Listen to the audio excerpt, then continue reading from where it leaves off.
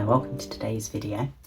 As you'll be able to see, looking at the screen or by reading the title, I've got a new addition to my system. I've changed things up, I suppose quite considerably the last couple of days. So I thought this week I would focus on what I've done, why I've done it. So far this year, I've been working in my A5 hobonichi Hon, which is this book here. We've got the gingham cover, and then alongside that I've kept like a small sort of A6 notebook. I think it was at the beginning of the year I started with a notebook that had like a cute ghost pattern on, and then I started using a Muji A6 book, and I typically kept that A6 book in one of my hobonichi A6 covers, but I've introduced hobonichi weeks into the system. So I'm just going to put the A5 aside for a moment. There's some changes that have happened in here as a result of what is happening in the weeks, but I think if we go like one book at a time, that's probably the most straightforward.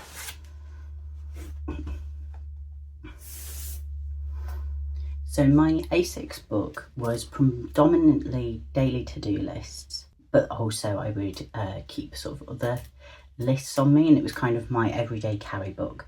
So that was working out quite well. But I recently got a part-time job.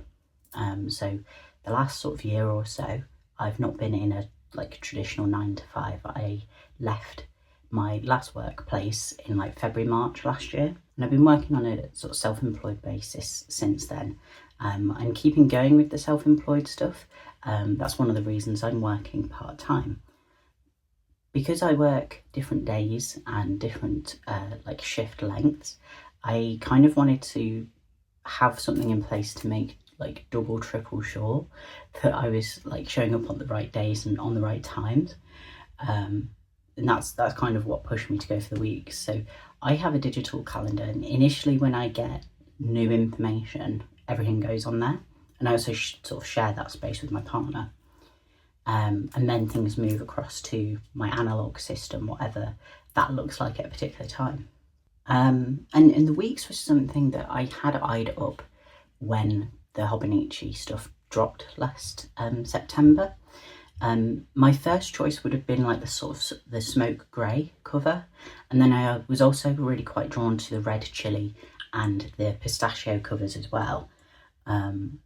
And then when the spring releases came out, I really like the pine forest cover, but I couldn't really justify the expense of buying from hobonichi directly.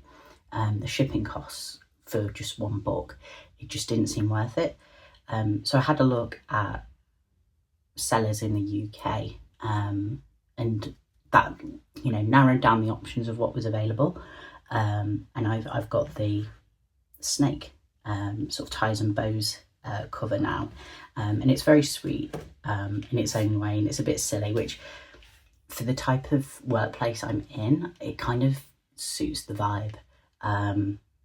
Yeah, it's fun, and this sort of muted sage grey colour is really nice. I think I've not seen the Tragan in person, but to me it looks very similar to the green that the Tragan cover is.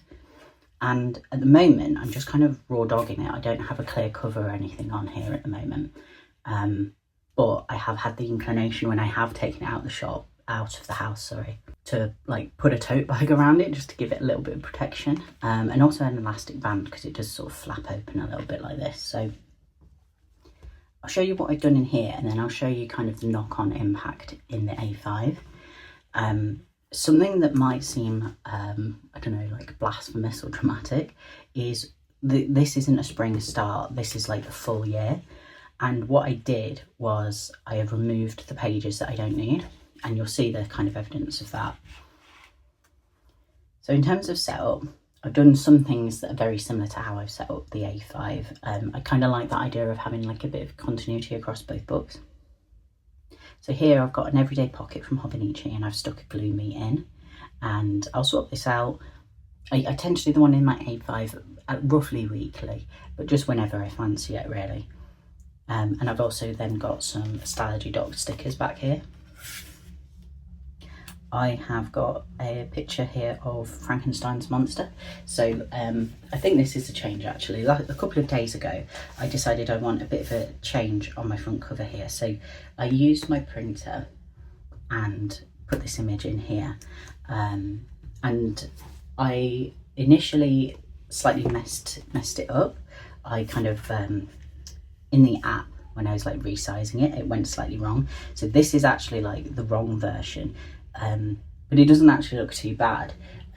So I put it in the front here just with some washi tape initially, and that kind of lines up with what I was just saying about that idea of like continuity across the books and having a bit of a similarity. So here is my beginning of the book. So I've stripped out quite a chunk and we're starting my book on the April calendar pages. You'll see here there's a bit of ripping. I've not necessarily done the neatest job of it, but it's quite minimal damage, and by the time I get to May, I'm not going to see it or notice it. So I put down a couple of brown Stalogy dot stickers because I've got a couple of appointments these days. The reason I've not written in it yet is because so I've got my Pilot Friction pen here that I use in my A5. In this book, I want to be using my Uniball pens. So I'll probably be using the blue because it goes nicely with the blue snakes here. But I'm waiting for some refills to come in the post. These are due any day now. I have started writing things in the book and I'll show you in a sec. But just before I just wanted to make sure that things were as consistent as they could be. So while I've still got my digital calendar and some pages in the A5 I can refer to, I'm not writing anything down yet. And then I've just laid down a bit of Killer Views tape just for like the excess days, which is what I usually do on calendar pages. And you'll see that in the A5 shortly. My sort of plan or intention with this book is very much for it to be a practical space, but you know, I've shown you a few things that I've glued in just for decoration. I'm not averse to decoration, but I don't necessarily want it to be as kind of highly decorative as the A5.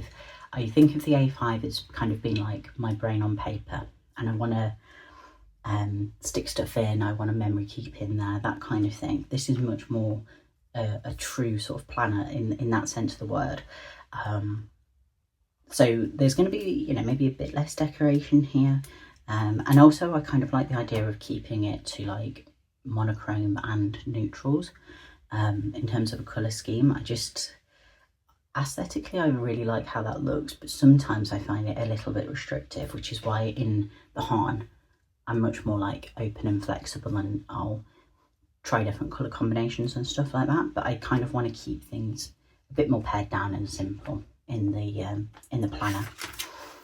So then we've got the calendar pages, and then we go through, and the last calendar page is March 2026.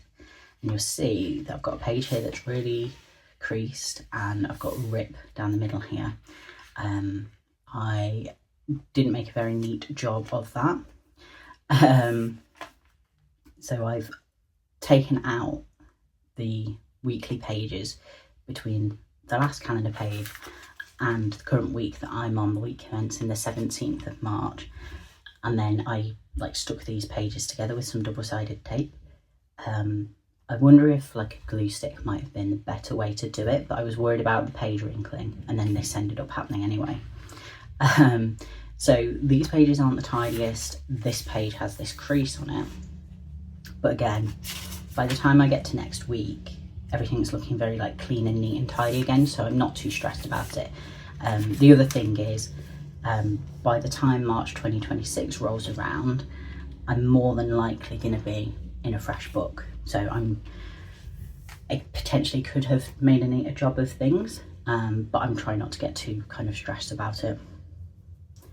And here's this week. So this is very similar to how I used the weeks back in 2023, except because, like I say, my work is now variable.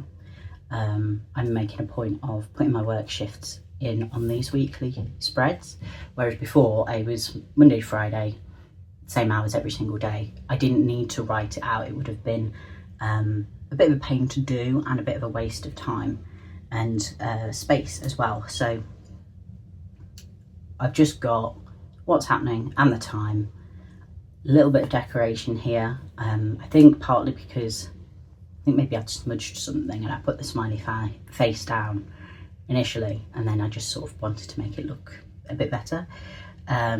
We've got a list here of things that I like to do at least once a week. So previously I was putting this information in the weekly spread of the A5 Hon.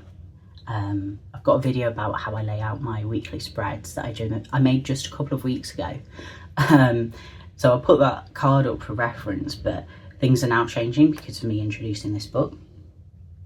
And it's quite subtle, so you might not see, but I've got a grey line here, and then the tasks underneath this are one-off tasks. Now, as I wrote these things down, actually a number of these things are things that I like to do at least once a week.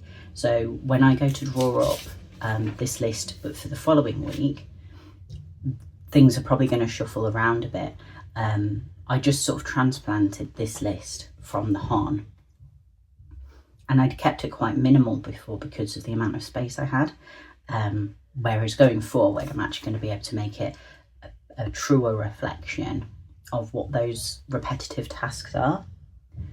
And then this list will and has grown through the week. So rather than me doing a daily task list, you know, there are certain things that I do once a day, and those are still in the Hon, and they're going to remain in the Hon. The repetitive tasks that I do each day. But then anything else, so say for example, there's something I need to do on Friday, I'll just add it to this list here. I think for the time being, that's going to be the best way for me to do it. And, you know, if I become free to do it on Thursday, but I can see it here, I can think, oh, well, I'll just get it done. And then what I figure I'll do when it gets to the weekend is, or, you know, towards the end of the day on Sunday, is draw a line under this and maybe stick a photo in of something nice from the week, or maybe make a little bit of a collage, or just, you know, lay down a sticker of some sort. So that's what I'm thinking that I'll do. And then just coming to the notes section as well, I will be making use of this. So with the job that I'm in, it's a shop, and we stock a couple of sort of known brands, a couple of popular brands, as well as like small independent artists. So I thought it would be helpful to have some notes about that stuff in my book. It's not required as part of the role, but I think it's something that I enjoy doing, I'm interested in doing, is sort of learning about, you know, the history of various companies. But also then it gives me stuff to tell customers about if they're interested. It's, yeah, just like a good way to kind of get conversation started and that kind of thing. I'm also making notes about like what my hours are and that sort of thing, so I can keep track from like a pay perspective. So I've got this first page here. I'm just using this Popmark card to cover up some more confidential information. Initially I did this like massive, almost like, I can't think of the word, margin, but space for the title. And I used quite a chunky pen here. I don't like how this page looks overall. This was like a massive overkill. But I know that for future months when I write up my hours. So it's a lesson learned. I was considering sticking these two pages together and having everything start on page 3, but that seemed a bit, maybe a bit of an overreaction. I don't know, because I'm not going to have to look at this page a lot. So yeah, and then I've just got a few bullet points here on the history of Emma Bridgewater. And I thought I might stick a picture in here of, you know, a few of the items from that brand that I like or something, just to kind of polish it off and make it look kind of nice. And then I've not got much else in here at the minute. I am colour coding these pages and these notes. So I've got a few of these rolls of tapes from my stationery pal, and I just thought a bit of colour coding will help me navigate the pages a bit. So this dark colour is for work related notes, and I'll just kind of see what colours I need to use as I go on. So just as another example, I've got a note at the very back that is about what my current medication is for my various health issues. Again, I'm just using the card to cover that up, and I'm using this like mid-brown colour for notes that relate to medical stuff. So yeah, that'll just sort of evolve over time. And although I said that I'd taken out all the pages that I don't need, I have left these ones in the back with, you know, like the measurements and the recipes and that sort of thing. But it's the calendar pages that I didn't need, the week pages that I didn't need. That's what I've removed. I've got a trimmed down pencil board. So this is from spring last year, I think it is. I trimmed this down from for when I was working in the rings, but it still works, it still does the job, it's just a bit short. And then the pocket that comes with the weeks, back here I've just kind of put in a few of my business cards, loyalty cards from a donut place near me, and some stamps back here. And then because I haven't used a clear cover on here thus far, I was kind of missing a pen loop. So I've got this Leuchtturm pen loop back here. And I said before about intending to use these Uniball pens. These are quite chunky to go in here, so I think I'll probably just use, you know, the metal part back here to loop it through. So yeah, that is like the week's setup and how I'm looking to work in here. I was very excited for this to arrive, and it looks very cute. Like I say, colour is not necessarily like my first choice, but I think I've done all right, you know. And then I thought it was just worth covering off how introducing the weeks has changed things a bit in the A5 Hon, and how I'm just going to approach things differently moving forward. So firstly, considering the calendar pages in here, so far I've been using the calendar pages as calendar pages. Even here for April, I've got an appointment written in, but because I've done it with the friction, I'm just going to erase that and peel off this Stalogy dot sticker. The change in terms of the calendar pages moving forward is fairly substantial, I'd say. So I've still got my mood tracker here. I'm still going to put a quote in this top left corner, but what I thought I would do is for each day I would write down like a gratitude or a good thing that happened that day. When I first started getting into journaling again, so I think that was like 2021, 2022, I used I think they called it a wellness journal, and obviously the term wellness is like kind of problematic, but it was a journal from Typo, and that encouraged you to write down a gratitude each day. It's not something that I've done frequently since I've been in the Hobonichi books, and I figured now this space was kind of free, I'd make use of it in that way. When I was working in the Cousin and the weeks before, I would duplicate my calendar, and that was kind of helpful as a memory aid, but I think realistically, if I've already got it digitally, I'm going to be fine just having it in the weeks. So the fact that I've decorated for the month and stuff, it's not going to waste. I'm still going to be making use of the space. And then in terms of the weekly spreads, things are changing quite a bit. So the weekly spreads, just to show you last week as an example, I had a weekly to-do list here, but that's now taken care of in the weeks. And I would use the top half of the page to give a rough idea of what appointments I had and what was kind of going on. So I wasn't constantly flipping between this page and the calendar pages, you know. And then I have my trackers down here for the things I wanted to do once a day, the things I wanted to do once a week, some health stuff, and then media tracking as well. What I'm doing from this week onwards is using the top half of the page for a health log, essentially.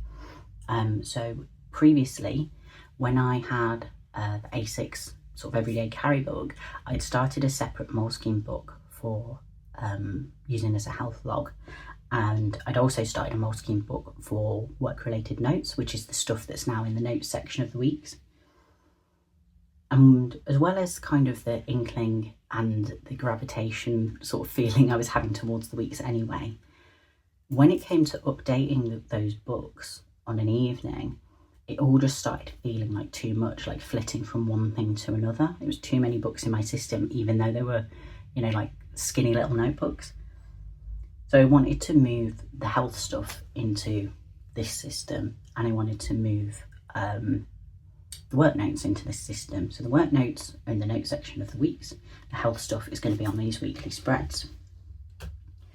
And part of that involves some tracking as well. So I had this decoration done a few weeks ago. I decorated a few spreads and shown you kind of how I do this. I've adjusted the trackers at the bottom a bit, as much as I sensibly could, given how much I'd written down, to acknowledge the weeks being introduced. And because I'd done a few weeks worth of decoration in advance, that's what I've done for a number of the subsequent weeks. So these look a lot like what I've been doing at the very beginning of the year, but they are slightly different. What I've also then done as well is, here I used to have my weekly to-do list, and I had stickers on this bit of the page that said to do, and I had the same again here. So I've just used a couple of images to cover that up, because I don't need that space for a to-do list anymore. I'm not 100% sure exactly what I'm going to do with this space. It might even just be that I put some more tape down or something, or I leave it blank, we'll see. So this is kind of like my in-between way of working it. And then what I'm going to be doing moving forward is having it much more space dedicated to the health stuff.